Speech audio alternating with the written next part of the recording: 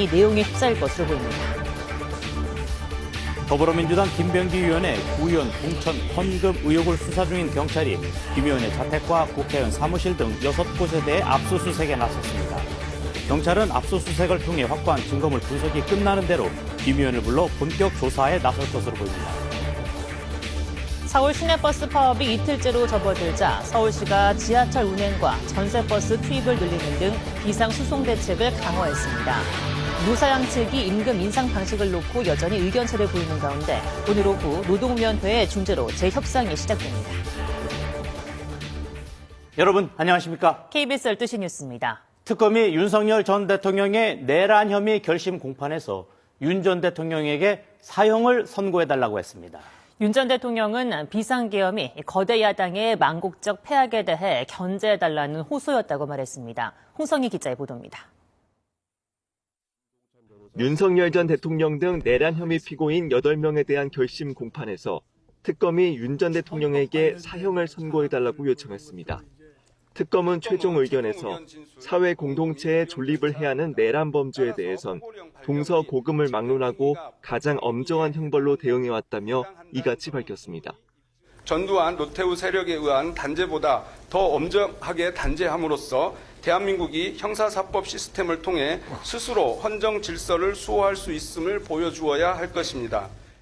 양형과 관련해 피고인의 반성 여부가 중요한데 윤 전 대통령은 국민에게 단 한 번도 사과한 적이 없다고도 했습니다.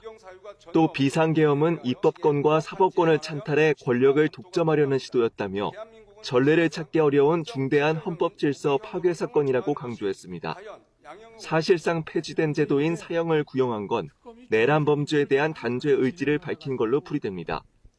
특검은 계엄에 동조하거나 침묵했던 국무위원들도 질타했습니다. 총칼에 위협이 있던 것도 아닌데 계엄을 제지할 시도조차 하지 않았다는 겁니다. 김용현 전 국방부 장관에게 무기징역, 계엄 설계자로 지목된 노상원 전 사령관에게는 징역 30년을 구형했습니다. 조지호 전 경찰청장에게는 징역 20년을 선고해달라고 했습니다. 윤 전 대통령은 1시간 넘게 최후 진술을 하며 무죄를 주장했습니다. 비상계엄은 거대 야당의 망국적 패악에 대해 견제해달라는 호소였다. 몇 시간 만에 끝난 계엄을 내란으로 몰아 광란의 칼춤을 추고 있다고 했습니다. 이날 결심 공판은 시작 17시간 만인 새벽 2시 반쯤에 끝났습니다. 내란 혐의 피고인들에 대한 선고는 다음 달 19일 오후 3시 서울중앙지법에서 진행됩니다. KBS 뉴스 홍성입니다. 민주당은 특검의 사형 구형과 관련해 상식적 결론이라고 평가했습니다. 반면 국민의힘은 이미 당을 떠난 분이라며 공식 입장을 내지 않았습니다. 현예슬 기자의 보도입니다. 더불어민주당은 윤석열 전 대통령에 대한 사형 구형에 사필 규정이라고 환영했습니다. 국민 눈높이에 부합하는 상식적 결론이자 헌정 파괴에 대한 준엄한 심판이라고 밝혔습니다.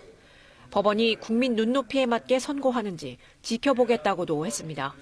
이제 사법부의 판단만 남았습니다. 역사의 죄인에게 내리는 단죄에 망설임이 있어서는 안 될 것입니다. 조국혁신당은 법치주의를 바로 세우라는 주권자의 준엄한 명령이라고 했고 진보당도 내란 세력에게 내려진 민주주의의 철퇴라고 평가했습니다. 청와대는 내란 특검의 구형에 대해 사법부가 법과 원칙, 국민 눈높이에 부합해 판결할 것으로 본다고 밝혔습니다. 반면 국민의힘은 공식 입장을 내지 않았습니다. 윤 전 대통령은 이미 당을 떠난 분이라며 입장을 밝히는 것이 적절치 않다고 했습니다. 일부 의원들은 송구하다, 아쉽다고 밝혔지만 그분이 저희 당 출신의 전직 대통령이었다는 걸 생각하면 너무 안타깝기도 하고 또 국민들께 송구스럽기도 합니다. 권영세 의원은 SNS를 통해 특검이 제정신이 아니라며 공개 비판했고 김재원 최고위원도 특검이 정치 행위를 한다고 비판했습니다. KBS 뉴스 현희슬입니다. 국민의힘 윤리위원회가 이른바 당원 게시판 사태와 관련해 한동훈 전 대표에 대해 한밤중에 제명 처분을 의결했습니다. 한 전 대표는 민주주의를 지키겠다고 밝혔고 친한계도 곧장 반발하면서 당은 내홍에 휩싸일 거로 보입니다. 김민혁 기자입니다. 한동훈 전 대표의 가족 연루 의혹이 불거졌던 국민의힘 당원 게시판 사태. 어제 오후부터 심야까지 한 전 대표에 대한 징계 수위를 논의했던 국민의힘 윤리위원회가 제명 처분을 전격 의결했습니다. 윤리위는 한 전 대표 가족들이 게시글을 작성한 사실이 인정된다며 당원 당규 위배 행위라고 밝혔습니다. 문제의 게시글들에 대해선 통상적인 격정토로, 비난, 비방으로 보기에는 과도하다면서 단순한 개별적 비난과 비방, 중상모략의 수준을 넘어서는 조직적인 경향성을 보여준다고 판단했습니다. 그러면서 윤리위는 당의 게시판 관리와 여론 수렴 기능을 마비시킨 업무방해 행위라고 지적했습니다. 특히 대통령과 당 지도부를 공격하고 분쟁을 유발해 국민 지지와 신뢰를 추락하게 한 건 윤리적, 정치적으로 매우 중차대한 해당 행위라고 평가했습니다. 윤리위는 한 전 대표가 가족의 일탈과 해당 행위에 대한 책임을 감당해야 한다며 제명 의결 사유를 설명했습니다. 한 전 대표는 윤리위 결정 직후 국민과 함께 민주주의를 지키겠다고 밝혔습니다. 친한계도 즉각 반발했는데 장동혁 대표는 윤리위 결정을 뒤집는 건 고려하지 않는다고 말해 당이 극심한 내용에 휩싸일 거로 보입니다. 국민의힘 당규에 따르면 윤리위 결정은 최고위원회의 의결을 거쳐 확정되는데 내일 최고위 회의가 예정돼 있습니다. KBS 뉴스 김민혁입니다. 경찰이 공천 헌금 수수 등 여러 의혹이 제기된 민주당 김병기 의원을 상대로 압수수색을 하며 강제 수사에 나섰습니다. 김 의원의 배우자도 수사 대상입니다. 보도에 김형훈 기자입니다. 경찰이 공천 헌금 수수 등 각종 비위 의혹을 받고 있는 더불어민주당 김병기 의원에 대한 강제 수사에 나섰습니다. 서울경찰청 공공범죄수사대는 오늘 오전부터 김 의원의 주거지와 국회의원 사무실, 이지희 동작구의 부의장 주거지 등 6곳을 압수수색했습니다. 강제 수사 대상은 김 의원과 배우자 이모 씨, 이 부의장입니다. 김 의원은 2020년 총선을 앞두고 전직 동작구 의원 2명으로부터 각각 1,000만 원과 2천만 원을 건네받고 돌려준 의혹으로 시민단체에 고발당했습니다. 경찰은 지난주 이 부의장을 통해 김 의원 측에 현금을 건넸다는 탄원서를 작성한 전직 동작구 의원 전모 씨와 김모 씨를 잇따라 조사했습니다. 탄원서를 작성한 이들의 주장이 사실이라면 김 의원은 돈을 돌려줬더라도 뇌물죄와 정치자금법 위반 등이 성립될 수 있습니다. 다만 이번 압수수색 영장엔 정치자금법 위반 혐의만 담겼습니다. 김 의원이 전직 구의원들로부터 법에 규정되지 않는 불법적인 방식으로 돈을 받았다는 취지입니다. 경찰은 오늘 김 의원 관련 의혹을 폭로한 전직 보좌관을 재조사하는 한편 압수수색을 확보한 증거물 분석이 끝나는 대로 당사자인 김 의원을 불러 본격 조사에 나설 것으로 보입니다. 한편 강선우 의원에게 공천헌금 1억 원을 건넨 혐의를 받는 김경시 의원도 내일 경찰에 다시 출석해 조사받을 것으로 보입니다. KBS 뉴스 김영훈입니다. 이재명 대통령이 다카이치 산하의 일본 총리와 친교 일정을 이어갔습니다. 양 정상은 나라현의 대표 문화유적지 후류지에서 만나 환담했습니다. 이 대통령은 드럼 애호가로 알려진 다카이치 총리에게 한국산 드럼과 드럼 스틱 세트 등을 선물했습니다. 이희연 기자의 보도입니다. 일본 방문 둘째 날인 오늘 이재명 대통령은 나라현 대표 유적지인 호류지에서 다카이치 총리와 만났습니다. 호류지는 고대 한일교류의 역사를 돌아볼 수 있는 곳으로 백제문화 영향을 받았습니다. 두 정상은 내부를 돌아보며 친교를 다졌습니다. 정상 간 주고받은 선물도 공개됐습니다. 이 대통령은 다카이치 총리에게 나전 7기로 장식한 한국산 드럼과 드럼 스틱, 홍삼 등을 선물했습니다. 다카이치 총리는 학창시절 록밴드를 만들어 활동하는 등 드럼 애호가로 알려져 있습니다. 앞서 어제 한일 정상회담 직후 진행된 환담 행사에서 두 정상은 함께 드럼 합주를 선보이기도 했습니다.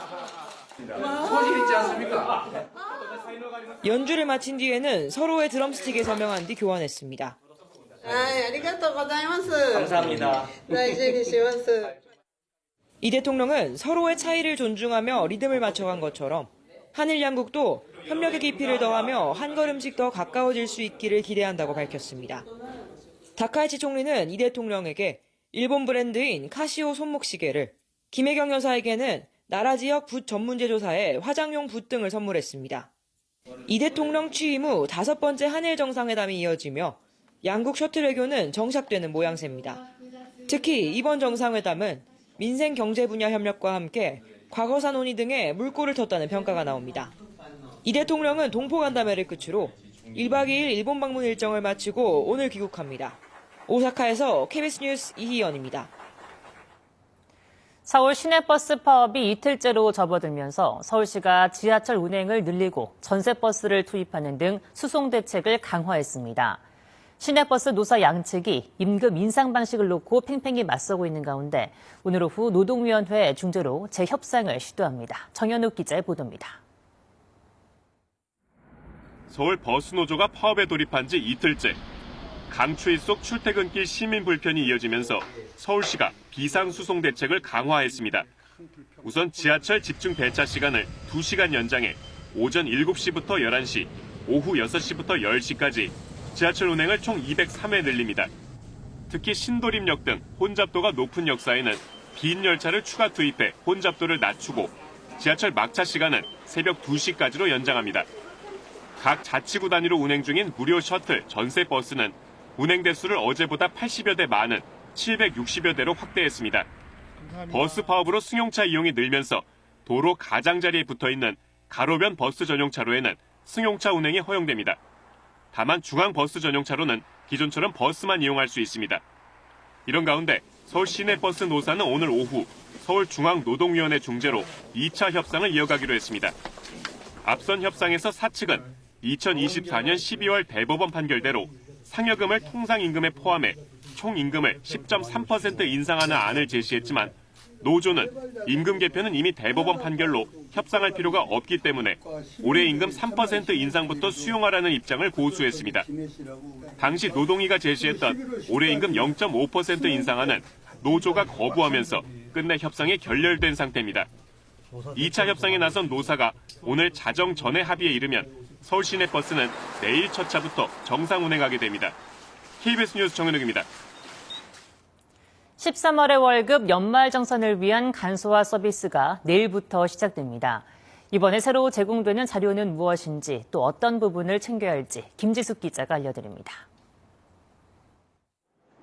연말정산 때 필요한 증명자료를 한 번에 조회할 수 있는 연말정산 간소화 서비스가 내일부터 열립니다. 올해엔 기존 자료에 3개가 새롭게 추가돼 모두 45종의 자료가 제공됩니다. 새로 제공되는 자료는 발달 재활 서비스 이용 증명과 장애인 활동 지원급여 본인 부담금 자료, 체육시설 이용료 자료입니다. 거동이 어려운 장애인 등이 기관을 직접 방문하지 않고도 증명 자료를 제출할 수 있게 됐습니다. 다만 미취학 아동에 대한 학원비와 월세, 기부금 영수증 등 일부 자료는 간소화 서비스에서 제공되지 않아 직접 발급받아야 합니다. 부양가족을 잘못 공제하는 일이 없도록 소득 금액이 100만 원을 넘는 부양가족 정보도 제공됩니다. 지난해엔 상반기 소득만으로 부양가족 소득금액 초과 여부를 판단했지만 이번부턴 지난해 10월까지 신고된 사업, 기타, 양도소득 등 더 정확한 정보가 반영됩니다. 실제 공제 가능 여부는 지난해 연말까지의 소득을 모두 확인해서 판단해야 합니다. 상담 수요 폭증에 대비해 생성형 인공지능 챗봇 상담도 처음으로 운영됩니다. 홈택스 홈페이지에 접속해 챗봇 상담을 선택하면 이용할 수 있습니다. 인공지능 전화 상담 서비스도 국세상담센터 등에서 24시간 제공됩니다. 추가되거나 수정된 자료를 반영해 최종 확정된 자료는 오는 20일부터 확인할 수 있습니다. KBS 뉴스 김지숙입니다. 근로자들이 나이가 들수록 인지 능력이 쇠퇴하는 속도를 봤더니 우리나라가 다른 OECD 국가들보다 빠르다는 연구 결과가 나왔습니다. 한국의 경직된 보상 체계가 근로자들의 역량 개발에 걸림돌이 되고 있기 때문이라는 분석입니다. 이승훈 기자의 보도입니다. 한국개발연구원 KDI가 OECD의 국제 성인 역량 조사 자료를 분석한 결과 한국 20대 근로자의 수리력과 언어력은 2012년 기준 OECD 17개국 가운데 각각 7위와 4위를 기록했습니다. 문제는 연령이 높아지면서 이렇게 우수했던 인지 능력이 급하게 쇠퇴한다는 겁니다.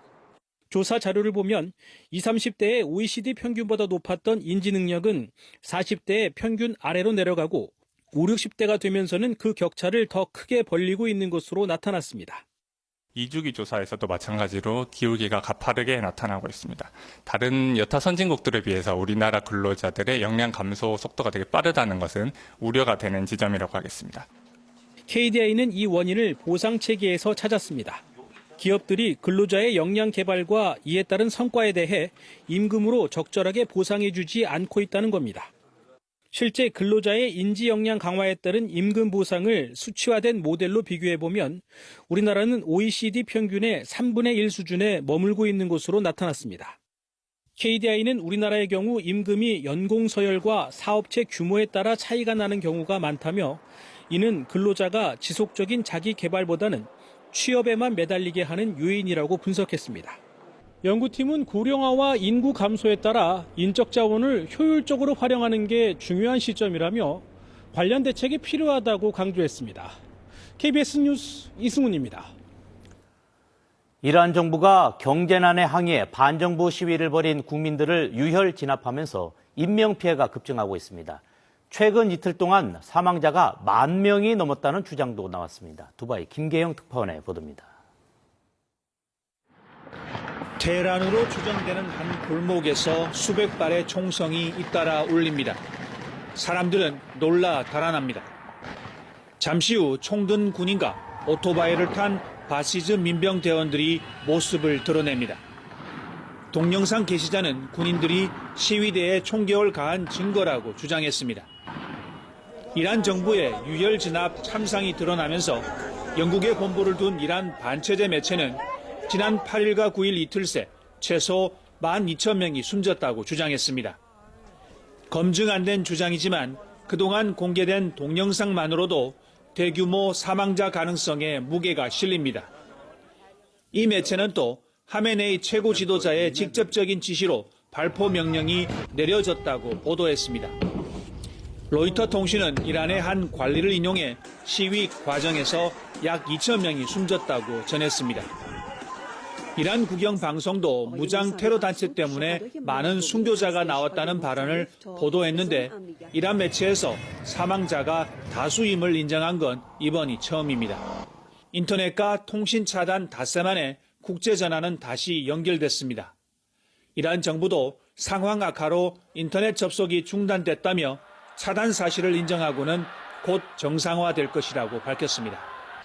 نیروهای انتظامی ما الان با اقتدار کامل کنترل اوضاع رو در دست دارن. 테헤란 주요 지점에는 무장한 경찰과 바시즈 민병대가 순찰 중인 것으로 전해졌습니다. 또 군이 테헤란 중심가 그랜드 바자르 상인들에게 영업 재개를 명령했다는 증언도 나왔습니다. 두바이에서 KBS 뉴스 김계영입니다. 이처럼 이란 상황이 심각해지자 트럼프 미국 대통령이 이란 사태에 개입 가능성을 내비쳤습니다. 시위대를 향해선 애국자라며 더 강한 행동도 촉구했습니다. 워싱턴 김성수 특파원의 보도입니다. 트럼프 미국 대통령은 자신의 소셜미디어를 통해 이란의 시위대를 애국자로 지칭했습니다.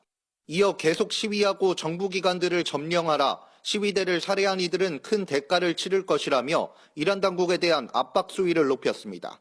특히 도움의 손길이 가고 있다는 문장을 대문자로 강조하며 미국이 직접 개입할 가능성까지 내비쳤습니다. We're probably going to find out over the next 24 hours. I think it's a lot. It's too many, whatever it is. 미국 정부는 온라인 대사관을 통해 이란 내 자국민들에게 대피령을 내리기도 했습니다. 앞서 위트코프 중동 특사가 이란 측과 접촉하며 협상 분위기가 무르익었던 것과 달리 이젠 실력 행사에 무게를 두는 기류입니다. Airstrikes would be one of the many options that are on the table for the commander-in-chief. Diplomacy is always the first option. 당장 트럼프 대통령은 시위대 살해를 멈출 때까지 이란 당국과 회의는 취소했다 했습니다. 이란을 향한 각국의 외교적 공세도 거세지고 있습니다. 미국은 이란과 거래하는 모든 나라의 수입품에 25% 관세를 매기겠다고 밝혔고 EU는 증가하는 사상자가 충격적이라며 책임자들을 추가 제재하겠다고 했습니다. 영국, 독일 등 외무부는 자국 주재 이란 대사를 불러 폭력 진압에 항의했습니다. 한편 러시아는 이런 움직임을 외부에 이런 가운데 미국 공화당과 민주당 의원으로 구성된 초당파 의원 단체가 현지 시각 오는 16일 덴마크를 찾아 연대를 표명할 예정입니다. 이들은 동맹을 지지하고 덴마크와 그린란드의 주권 존중에 미 의회가 합심하는 것이 중요하다고 이번 방문의 의의를 설명했습니다. 파리에서 KBS 뉴스 안다영입니다. 기후환경 뉴스 기후는 말한답니다. 올해부터 수도권 생활 폐기물 직매립이 금지되면서 경기 지역의 생활 폐기물 13.4%는 민간 소각시설에서 처리되는 것으로 집계됐습니다.